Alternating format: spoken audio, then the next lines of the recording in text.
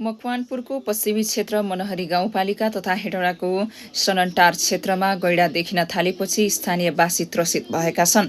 स्थानीयको आग्रहमा पर्सा राष्ट्रिय निकुञ्जबाट ल्याइएका 2वटा हात्ती प्रयोग गरी गैंडालाई सुरक्षित रूपमा निकुञ्जतर्फ फर्काउने प्रयास भइरहेको छ। मनहरी 3 लामिटारको भोटे खोल्सी क्षेत्रमा देखिएको गैंडालाई 2वटा हात्ती र 3वटा ट्र्याक्टरको सहायतामा प्रतापपुरको जंगलतर्फ लैजाने प्रयास गरिए पनि सफल हुन सकेन। सेना, प्रहरी तथा स्थानीयको सहयोगमा पर्सा राष्ट्रिय निकुञ्जको टोलीले गैंडालाई कोर एरियातर्फ लैजान दिनभर प्रयास गरेको थियो।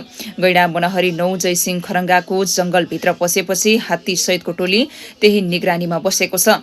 पर्सा राष्ट्रिय निकुञ्ज अन्तर्गत लामिटार पोस्टका रेन्जर प्रणय झाले दिनभर प्रयास गरे पनि गैंडालाई सुरक्षित रूपमा कोर एरियामा पुर्याउन नसकिएको जानकारी दिनुभयो। गैंडा मनहरी 6 स्थित प्रतापपुरको जंगलबाट समूहबाट छुटिएर बस्तीमा पसेको हुन सक्ने अनुमान गरिएको छ। निकुञ्ज अन्तर्गत उज्जवल भविष्य मध्यवर्ती उपभोक्ता समितिका सचिव जयराम रिजालले गैंडालाई बस्ती क्षेत्रबाट जंगलतर्फ लैजान निकुञ्जसँग आवश्यक समन्वय र सहकार्य भइरहेको बताउनुभयो। 2वटा हात्ती सहितको टोलीलाई स्थानीय 3वटा ट्र्याक्टरको सहयोगमा मनहरी 3 लामिटारबाट मनहरी 9 जयसिंहसम्म पुर्याइएको छ।